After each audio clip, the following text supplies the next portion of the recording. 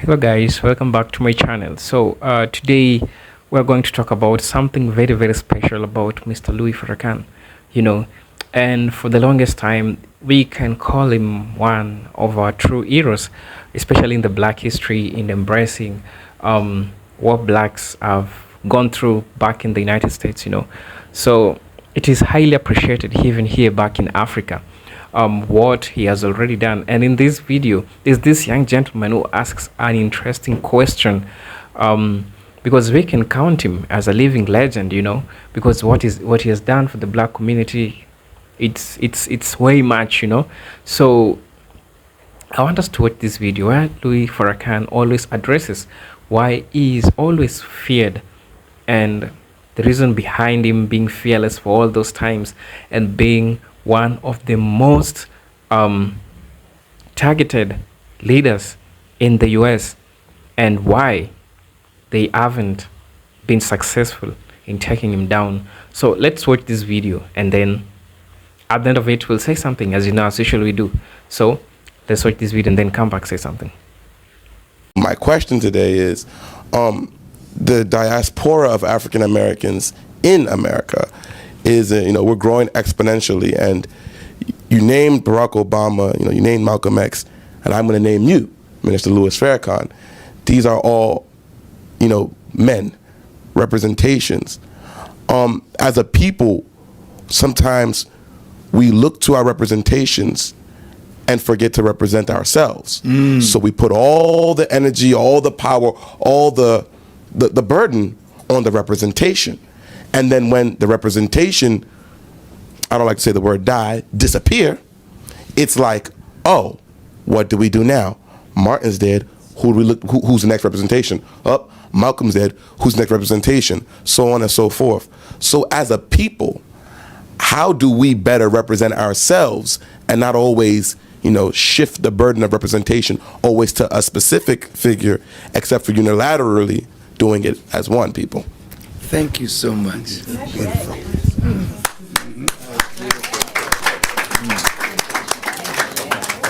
I got chills, brother.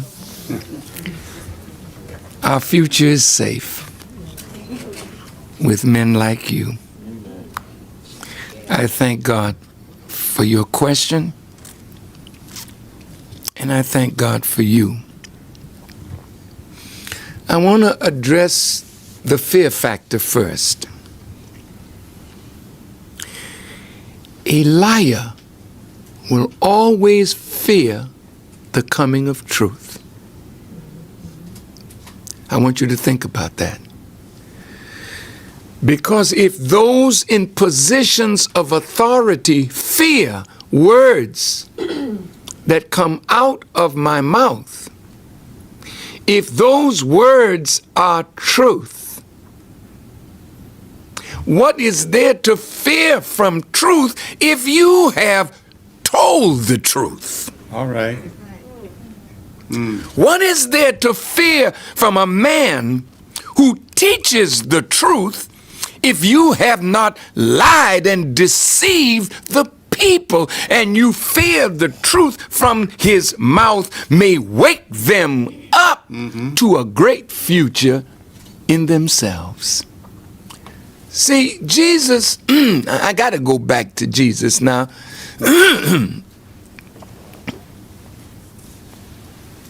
The reason they feared him is because he spoke the truth. Yes, sir. And they were lying to the people. And that's why Jesus said, you shall know the truth, and the truth shall set you free. Well, if you are not free yet, who is benefiting from the ignorance that has enslaved our people? Somebody is benefiting, yes, sir, from our ignorance. Now watch this. How much money came through the black community last year or this year? The economists say $1.1 trillion. That's a lot of money, brother. A lot. Don't you know that if 10% of $1.1 trillion stayed in our hands, that would be $100 billion, $100 million. What could we do? Think about it. With $100 billion, somebody is making a killing off of our foolish spending of our wealth.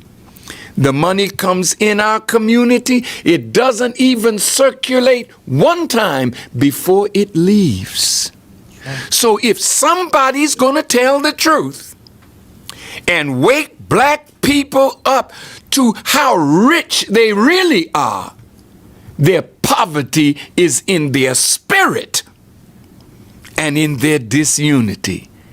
And that's why Jesus said, blessed not are the poor, blessed are the poor in spirit. For what happens? For theirs is what? That's what they fear. That somebody's going to wake us up and we'll know that the kingdom is ours and we are going to have to prepare to build it. That's what they're afraid of, son. Now I want to say this to you. No good leader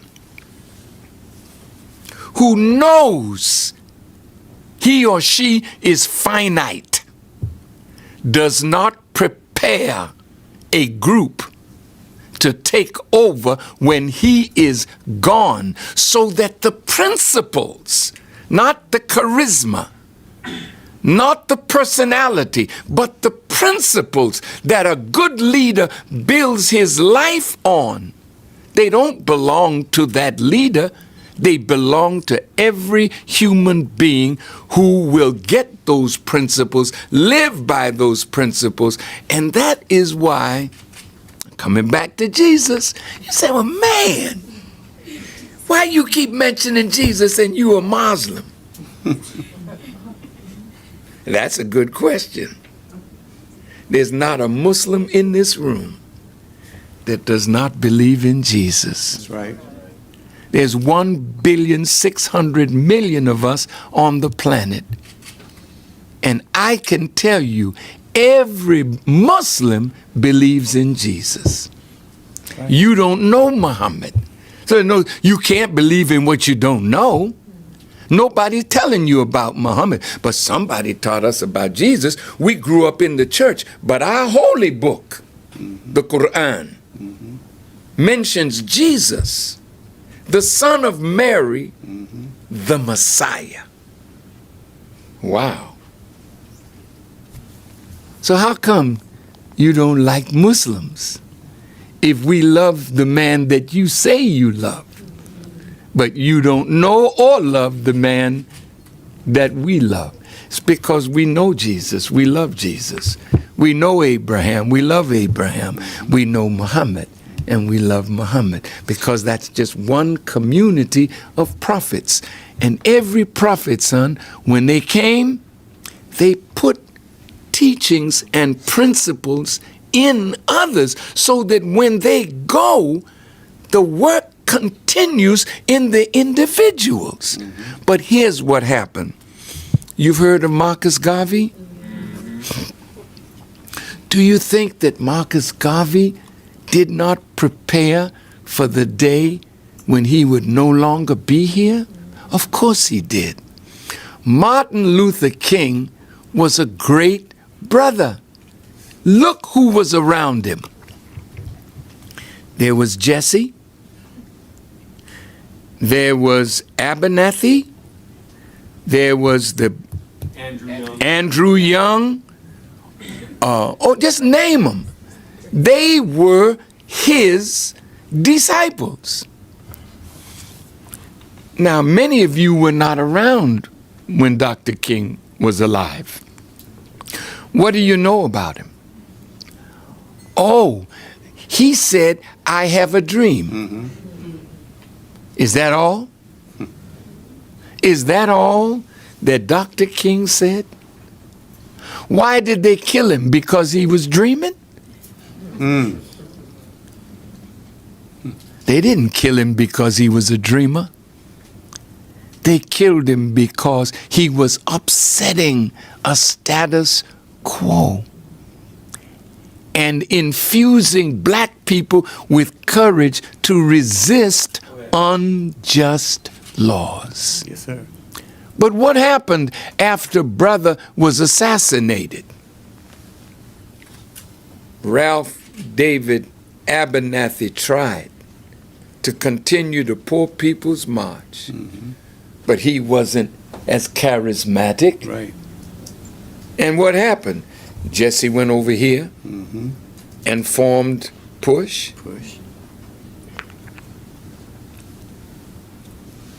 Brother Andrew Young became UN ambassador. Come on.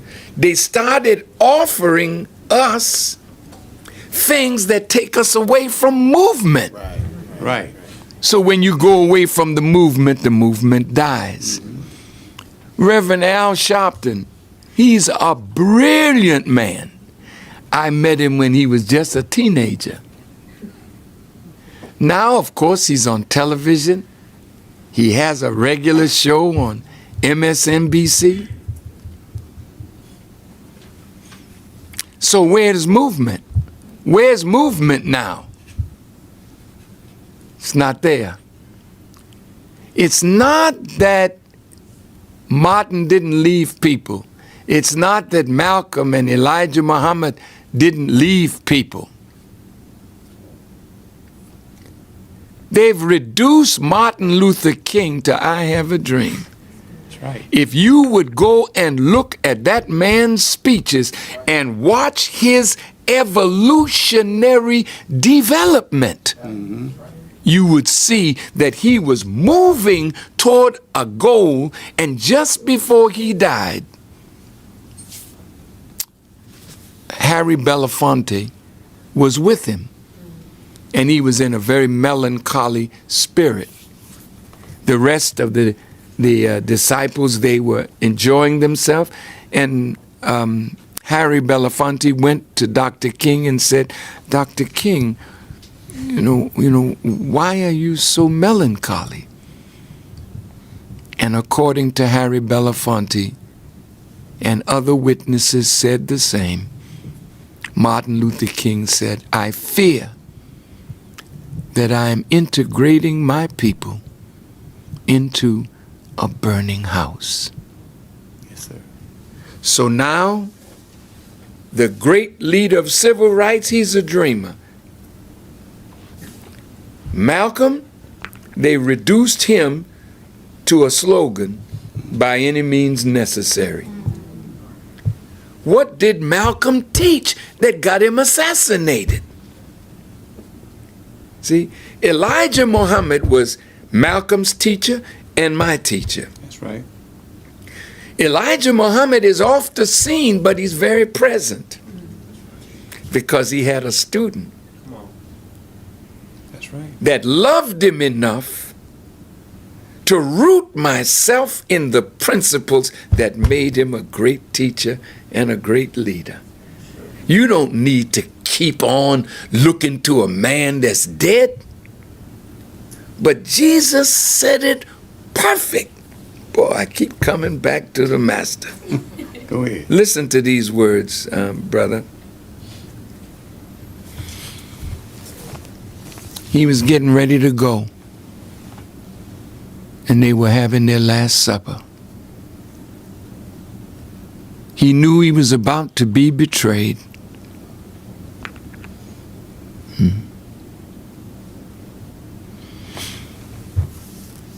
And he told them, I go to my Father and you see me no more.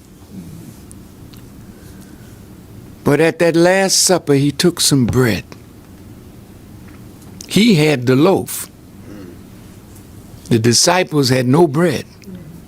He broke the bread and gave it to each one of them. He said, eat this. In what? Remembrance of me. That's so beautiful. And likewise, after supper, he took the cup. And he said, this is my blood, boy, that I shed for the New Testament, for the kingdom. Huh? Drink this as oft as you can in what? Remembrance of me. Now, if the book says man cannot live by bread alone, but by every word that proceedeth from the mouth of God, then what was Jesus telling them? Here's my word. Feed on it in your heart. Boy, that's something. And when you feed on the word that I'm giving my life for, I will be in you. Oh, man. And then after supper, he took a cup. No man drinks blood. It's forbidden. But blood is the life fluid of every living creature. What he was telling them is, if you follow my word and follow the life that I lived, my example, I will be with you to the end of the world. So you don't need to look for another leader. He's right inside you. Welcome back to the channel. So, as Louis always says, the truth shall set him free. And he made it clear that he doesn't hate white people, he doesn't hate black people. And there are problems that individuals who are white and black faces. Doesn't matter which race you are from, doesn't matter where you come from in the part of the continent. There are some struggles that we face also, we as Africans. And even if you try to look it up in the internet, you will find that Louis Farrakhan have always made a big role in disseminating the truth. And the reason as to why most of white folks don't love him is because he always says the truth. And he made it so clear, so blatantly, that he doesn't hate white folks. And it is that they have to stay and know the truth. And the truth is what shall set him free. So in this instance, he explains the reason as to why he has always been targeted in this video. And another important thing that he says that he himself and God that he prays as the one who has kept him alive till now, because he stands for the majority, he stands for the truth, and he stands for the masses. And we appreciate what Louis Farrakhan has done back there in US. He has played a vital role in informing issues which also affect Africans, which also affects even black people in USA. He has played a vital role in informing black American youths what they can do to make them develop as people, taught them about politics, taught them to be aware of their surroundings, and taught them not to shut their mouth when they are being oppressed. What a leader. So when this young guy asked Louis Farrakhan this question, it is true. Louis Farrakhan is a living legend, and we all need to embrace this, because it is true, he's a living legend, and we still have him, and let's give him his flowers while he's still alive. Let's don't wait until it's late and say that, oh, he said this, oh, he was a legend. Oh, no. Because everything that Louis Farrakhan have ever talked about is to unify people with African descent, teach people to understand their to keep their mind open on the political issues which are happening in their lives. Look at an example alluding to what the presidents of US up and down, what they have always been doing, and he talked about them. And this guy said, if we are looking up to leaders who have ever been in US, trust me, Louis Farrakhan should be featured. And it is true, because everyone in the congregation agreed with what he said. And this is a hero. This is a human which is so underrated, and people don't take him so much serious because people just feel like he's hitting a lot of controversies. Little did they know what Louis Farrakhan has done to the black community. In as much as he is an Islamic leader, Islamic religious leader, it's not just about that. It's something that affects people in the society.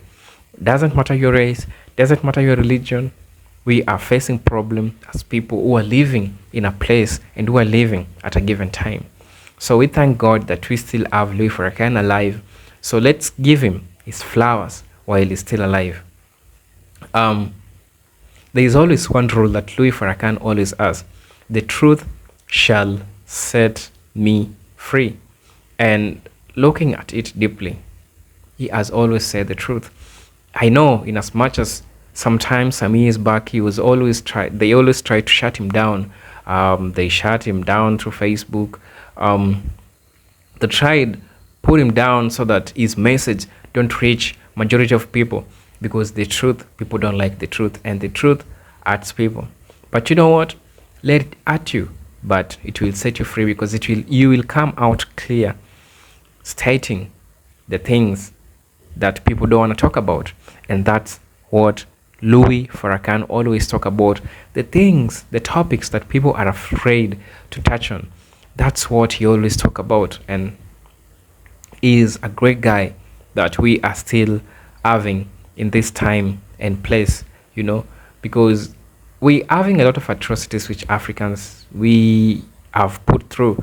Look at the Western leaders, what are doing to Africans. And Louis Farrakhan is only one man standing in the US who points fingers to them and tells them, stop doing this to Africans, stop lying to them, stop exploiting them. So what a person, what an enigmatic person that we still have until today.